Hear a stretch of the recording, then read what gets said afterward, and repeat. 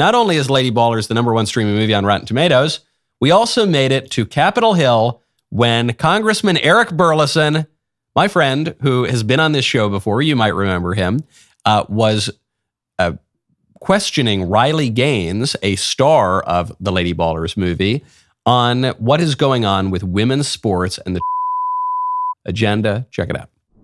I just want to say, to Mrs. Gaines, what happened to you is tragic. I mean, what you were robbed of the glory, you were robbed of your opportunity to be clearly the victor.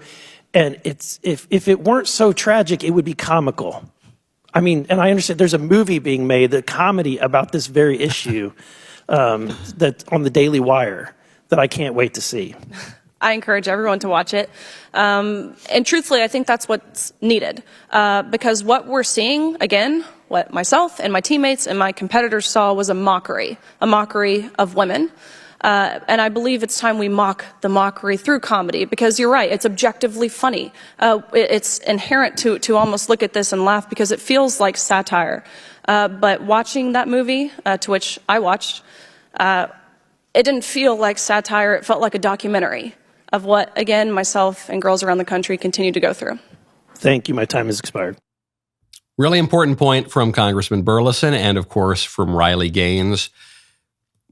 This is called a hearing on transgenderism in women's sports. The way that this has all been framed is about women's sports. And that's a little bit misleading, I think, because no one actually cares about women's sports.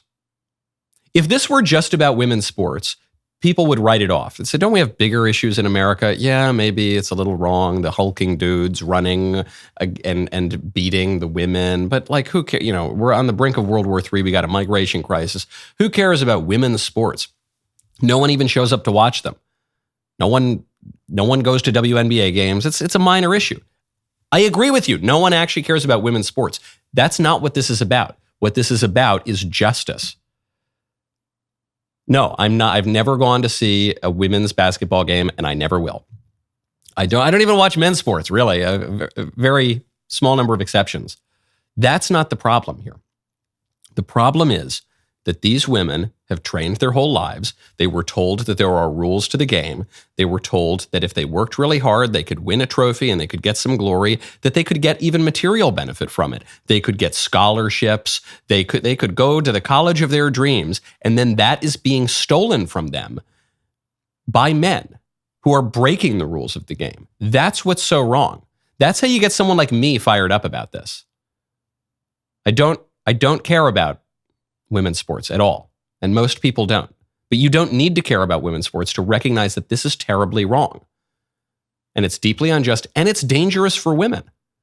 Don't forget, when dudes started fighting in women's MMA, what happened? Immediately, the dudes started cracking the women's skulls. This is terribly dangerous. It's terribly wrong. Everything about it is absurd. That's what makes it a comedy.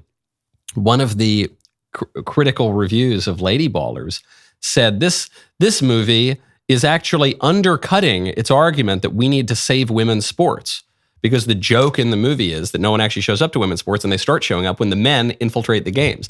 No, the argument of the movie is not that we need to save women's sports. The argument of the movie is we need to protect women and we need to defend justice. That's the message of the movie. Yeah, the movie points out people do want to go see men compete in sports more than they want to see women, because men are bigger and faster and stronger. That's why it's so wrong to have them running and swimming against the women. And it's certainly wrong to have them punching the women in the face. Right now, go to genucel.com/Knowles, YT, letter Y, letter T. I have got a Christmas gift idea that is sure to make you the hero of the season. And we all know the holiday season can be a little bit hectic, the shopping, the cooking, the long list of things to do. Fear not, because I've discovered a gift that is both thoughtful and transformative, the gift of Genucel skincare. From now until Christmas, Genucel's most popular package has a special discount just for our listeners at genucel.com/Knowles, letter Y, letter T. Treat yourself and your loved ones to the absolute best skincare in the world. Those troubling forehead wrinkles, fine lines, skin redness, sagging jawline will disappear right before your eyes with Genucel's most popular collection. Genucel promises immediate effects. You will see results in less than 12 hours guaranteed, or your money back. Their products use the best stuff out there on the market. The prices are incredibly competitive. And in fact, they will give you special holiday discounts because they know, even if they lose money on this order, they know that you are going to keep coming back. That is how good it is. Go to genucel.com/KnowlesYT. Get this incredible holiday discount today. Every order is instantly upgraded to free express shipping. genucel.com/KnowlesYT today. We here at the Daily Wire, we cannot stop suing the Biden administration. We just love it. It's one of our favorite hobbies. And this is breaking news. It just came out. We are suing Biden's State Department. This is a lawsuit with the Federalist and with the state of Texas. We are suing the State Department because we now have very strong evidence that the State Department spent money to destroy our business. The U.S. State Department, which is tasked only with dealing with foreign affairs, which is prohibited from wielding its power on domestic issues, certainly against domestic perceived enemies.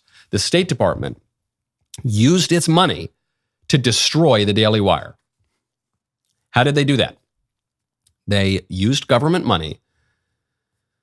They then, within the State Department, turned the Global Engagement Center, which is an office designed for countering foreign terrorist propaganda, and they turned it on so-called disinformation in the United States. This is a blatant violation of the First Amendment. The GEC, this Center to Counter Foreign Terrorism. In fact, it was founded as the Center for Strategic Counterterrorism Communications, was tasked with disrupting the communications of al-Qaeda. Then Congress clarified in 2016 that none of the funds authorized for the entity, quote, shall be used for purposes other than countering foreign propaganda. And then what happened? The GEC turned its focus onto us, onto Americans. They promoted pro-censorship leftist organizations such as NewsGuard and the Global Disinformation Index. We're considered one of the worst offenders on the Global Disinformation Index. And NewsGuard hates us too, though, and they try to censor us as well. And then they use that money to destroy our business.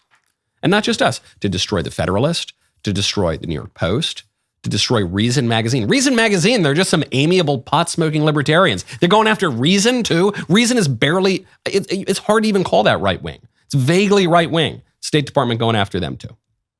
So we are suing them. We love suing the Biden administration. We've got a pretty good track record suing the Biden administration, so I think it's going to work out very well. And right now in D.C., the deep state does not seem quite as omnipotent as it once did. They seem kind of blundering. I'm beginning to get the impression of the deep state, not that they are truly the shadowy cabal of 5 people controlling the whole world. I'm starting to get the sense that it's like Burn After Reading by the Coen brothers, that everything they touch turns to ash because they're extraordinarily incompetent. And they have bad motives as well, like trying to destroy our business with money that's supposed to be used to disrupt foreign terrorists. They've got bad motives too, I'm not denying that. But they're just so profoundly incompetent. They use money to try to destroy us. Every time they do it, our company doubles in size. Now we have the biggest comedy movie in the country on Rotten Tomatoes. Keep it up, State Department. While we sue you for this, keep spending more money to destroy us. I think by the end of it, we're going to be the biggest media company in the world. Man, what a great clip that was. Now, hey, hold up. Ring that bell. Subscribe to the Michael Knowles YouTube channel. We'll see you next time.